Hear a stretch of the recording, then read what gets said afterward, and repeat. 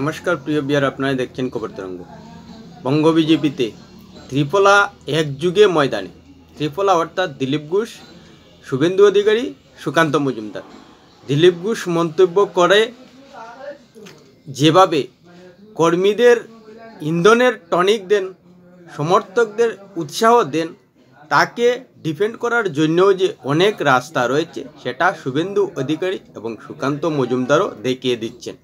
অর্থাৎ দিলীপ ঘোষ যেভাবে মন্তব্য করেন সেটাকে কুকথা মেজাজ হারানো রাগ দেখানো যাই বলুন দিলীপ ঘোষ যে দিলীপ ঘোষই সেটা ব্যাখ্যা করছেন নিজেদের করে সুকান্ত মজুমদার এবং শুভেন্দু অধিকারী। আর যার কারণেই রীতিমতো বলা যায় যে তৃণমূলের ত্রাহি ত্রাহি অবস্থা সৃষ্টি হতে পারে, যেহেতু বঙ্গ বিজেপিতে ত্রিফলা মানেই দিলীপ ঘোষ শুভেন্দু অধিকারী সুকান্ত মজুমদার তিনজনই পশ্চিমবঙ্গ রাজ্য বিজেপিতে এখন বলা যায় মুখ, এবং তাদের এক যুগে যদি রাজনীতিটা চালিয়ে যাওয়া দেখা যায় তাহলে বলা যায় যে বিজেপি তরতরিয়ে রাজনৈতিক ময়দানে এগিয়ে যাবে, এটাতে কোনো ধরনের দ্বিধা থাকতেই পারে না। প্রিয় বিহার ভিডিওটি ভালো লাগলে সাবস্ক্রাইব করবেন, এতে আপনার ক্ষতি হবে না কিন্তু আমাদের উপকার করে দেবে।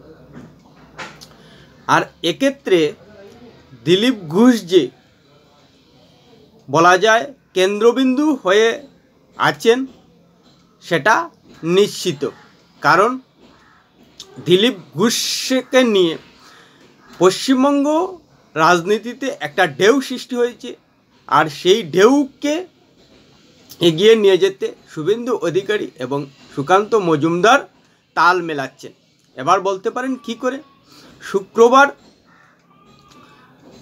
দিলীপ ঘোষ খড়গপুরে একটা কংক্রিটের রাস্তা নির্মাণ করতে গিয়েছিলেন এবং সেখানে তৃণমূলের মহিলারা তার পথ আটকে দিতে চেয়েছিলেন। সেই হিসেবেই দিলীপ ঘোষ পাল্টা দিয়েছিলেন যে কারো বাপের টাকায় রাস্তা তৈরি করেননি, বিজেপি ভিখারি পার্টি নয়, বাপ কেন 14 পুরুষ তুলে বলবো। সে তারপর যখন একথা নিয়ে দিলীপ ঘোষের প্রতিক্রিয়া জানতে চেয়েছিল সংবাদ মাধ্যম, তখন তিনি বলেছেন যে তিনি মেজাজ হারাননি, তিনি মেজাজেই কথা বলেছেন এবং একথা বারবার বলবেন এবং এও বলবেন যে ঘরে ঢুকে মারবো, না হলে রাস্তায় টেনে এনে চৌরাস্তায় মারবো। অর্থাৎ পরিষ্কার বার্তা যে দিলীপ ঘোষকে রাজনীতি শেখাতে হবে না, দিলীপ ঘোষ কাকে কিভাবে সোজা করতে হয় ভালো করে জানে। আর এ নিয়েই পশ্চিমবঙ্গ বিজেপিতে কটাক্ষ শুরু করেছে তৃণমূল কংগ্রেস এবং হইচই শুরু হয়েছে, এবং সেই হইচইয়ের ক্ষেত্রেই শুভেন্দু অধিকারী এবং সুকান্ত মজুমদারকেও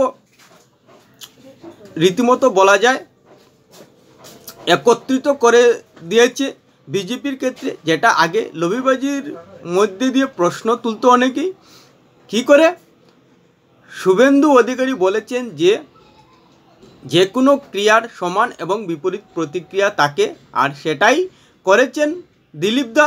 পরিষ্কার বলেছেন শুভেন্দু অধিকারী দিলীপ দাকে কেন এভাবে মহিলারা আটকাতে গেল, যেহেতু দিলীপ দা নিজের টাকায় রাস্তা তৈরি করেছেন, উদ্বোধন করতে গেছেন, সেখানে অন্য দলের মহিলারা কেন বাধা দিতে যাবে?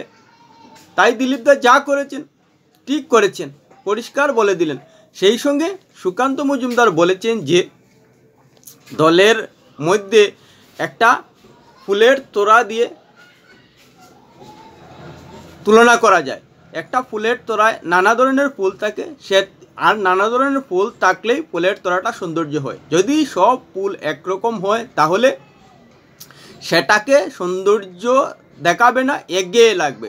সেই হিসাবেই দলের সব নেতা যদি এক ভাষায় একরকম কথাবার্তা বলে তাহলে বিষয়টা এগিয়ে লাগতে পারে, মানুষের কাছে উৎসাহজনক হতে নাও হতে পারে, মানুষের কাছে ইন্ধন নাও দিতে পারে। তাই দিলীপ দা যা বলেছেন সেটাকে বিজেপির দলের সৌন্দর্যই বলা যায়, এটাই বুঝাতে চাইলেন। সেই সঙ্গে এও বলেছেন যে একটা ক্রিকেট টিমে উদাহরণ দিয়ে বলেছেন যে প্রথম দিকে জোরো ব্যাটারের দরকার হয়, যে রানটাকে এগিয়ে নিয়ে দলকে নিরাপদ তৈরি করবেন। তারপর অ্যাঙ্কর ব্যাটারও দরকার হবে, যে ব্যাটার একদিক দিয়ে ধরে রাখবেন। অর্থাৎ অ্যাঙ্কর ব্যাটার হিসেবে যে সুকান্ত মজুমদার নিজেকে বোঝাতে চাইলেন সেটা পরিষ্কার। অর্থাৎ দেখা যাচ্ছে যে দিলীপ ঘোষ যে রাজনীতির ময়দানে একটা ঢেউ তুলে দিয়েছেন এবং সেই ঢেউকে এগিয়ে নিয়ে যেতে সুকান্ত মজুমদার এবং শুভেন্দু অধিকারী যে আরও জোরদার হাওয়া দিচ্ছেন সেটা প্রমাণ হয়ে গেছে। আর এতে দিলীপ ঘোষের ভূমিকা যে গুরুত্বপূর্ণ হয়ে উঠবে এবং উঠছে সেটা শুক্রবার ঢেউ তোলার সঙ্গে সঙ্গে সোমবারে এসেই প্রমাণ হয়ে গেছে। শুভেন্দু অধিকারীকে কার্টুন না করেও বলতে বাধ্য হচ্ছি যে শুভেন্দু অধিকারী যেখানেই যান সেখানেই ভিড় আর ভিড়, এবং তিনি নিজের ঢঙ্গে নিজের স্টাইলে জনতাকে উদ্বেলিত করেন, জনতাকে উৎসাহ দেন, জনতাকে ইন্ধন দেন। সেই সঙ্গে সুকান্ত মজুমদারও কিন্তু দিলীপ ঘোষ এবং শুভেন্দু অধিকারীকে ঢেউগুলোকে এগিয়ে নিয়ে যেতে হাওয়ায় সাহায্য করে যাচ্ছেন। আর এখানে বঙ্গ বিজেপি যে ত্রিপলা একযুগে নেমেছে বিধানসভা নির্বাচন হওয়ার 1 বছর আগেই সেটা প্রমাণ হয়ে গেছে। কারণ দিল্লিতে সুকান্ত মজুমদারের গড়ে শুভেন্দু অধিকারীর বৈঠক, তারপর বিধানসভায় শুভেন্দু অধিকারীর সঙ্গে দিলীপ ঘোষের বৈঠক, তারপর শুক্রবার একটা বিরাট রাজনৈতিক ঢেউ সৃষ্টি করলেন দিলীপ ঘোষ ছোট্ট একটা ঘটনা দিয়ে। আর সেই ঢেউ যে সারা রাজ্য জুড়ে তৈ তৈ করে খেলছে সেটা আপনারা দেখতেই পাচ্ছেন। আর সেই ঢেউকে যাতে লাগাতার এগিয়ে নিয়ে যাওয়া যায় সেটার কাজও কিন্তু সমানতালে করে যাচ্ছেন শুভেন্দু অধিকারী এবং সুকান্ত মজুমদার। আর এতে যে তৃণমূলের কপালে চিন্তার বাজ পড়েছে সেটা তাদের কথাবার্তা প্রতিক্রিয়ায় প্রমাণ হয়ে যাচ্ছে। আর এটাই বঙ্গ বিজেপির নেতা কর্মী সমর্থকরা চাইছিলেন যে ত্রিপলা একযুগে বিজেপিকে টেনে নিয়ে যাক, আর যেটা এতদিন ধরে কর্মী সমর্থকরা চাইছিলেন, আর সেটাই হচ্ছে। এবং দিলীপ ঘোষের মন্তব্য অনেকেই হয়তো অস্বস্তির সঙ্গে দেখেন, কিন্তু দিলীপ ঘোষের মন্তব্য যে বিজেপির অনেক একটা বড় অংশের মানুষ গ্রহণ করেন এবং দিলীপ ঘোষের মন্তব্য থেকে যে তারা রাজনীতিটা করার ইন্ধন পান এবং রাজনীতিতে উৎসাহ পান সেটাও কিন্তু অস্বীকার করার জায়গা নেই। অর্থাৎ বিজেপির দলে যে বিভিন্ন ধরনের নানা ফুলের সুকান্তর বাসায় সমাহার, এবং সেই সব ফুলগুলোকে তাজা রাখতে গেলে যে সুকান্ত মজুমদারের যেমন দরকার রয়েছে, শুভেন্দু অধিকারীরও দরকার রয়েছে, তেমনি দিলীপ ঘোষেরও দরকার রয়েছে সেই ফুলগুলোকে তাজা রাখতে গেলে।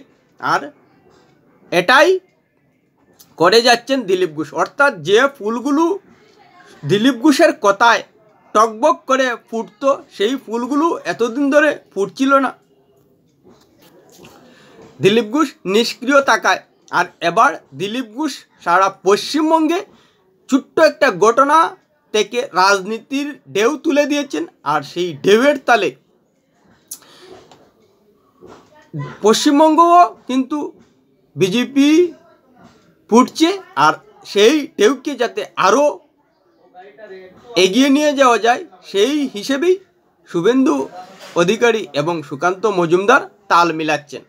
এবার নিশ্চিতভাবেই বলা যায় যে এই ত্রিপলা যদি একযুগে এভাবে একে অপরের মধ্যে সমন্বয় রেখে রাজনীতিটা করেন তাহলে নিশ্চিতভাবেই ধরে নেওয়া যায় যে 2026 সালের বিধানসভা নির্বাচনে বিজেপির পদ্মফুল সেই ঢেউয়ে ফুটতে অনেকটাই কাজে আসবে।